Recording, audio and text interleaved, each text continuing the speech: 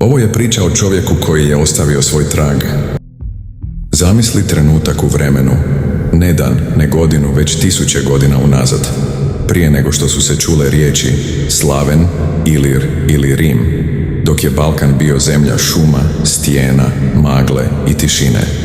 Još prije 10.000 godina, u karpatsko-balkanskim predjelima, nastaje jedan rod, haplogrupa I21b, L621. Potomci drevnih europskih lovaca, čuvari ognja ledenog doba. Njihove noge gaze zemlju koju će tek kasnije nazvati domom Ilira i Slavena. Oni su izvor, korijen koji je preživio vjekove. A onda, oko 500 godine prije nove ere, u nekoj stjenovitoj visoravni današnje istočne Hercegovine ili zapadne Crne Gore, rađa se jedan čovjek. On to ne zna, ali njegov kod, njegova krv će promijeniti budućnost.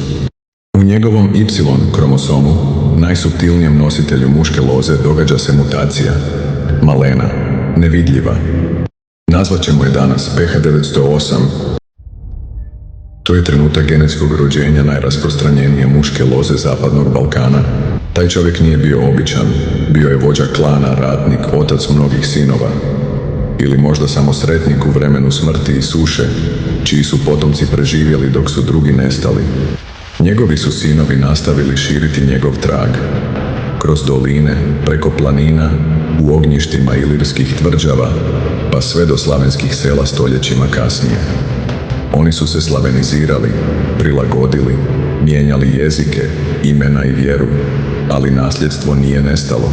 Danas, više od 2000 godina kasnije, milioni muškaraca na Balkanu nose taj isti gen, PH908. Možda ti, možda i ja. Kad pogledaš lice tog ratnika zamišljeno u kamenu, u zemlji, u krvi, ne gledaš u legendu. Gledaš u živog pretka. I2A1B1A, PH908, to je tihi potpis oca Balkana.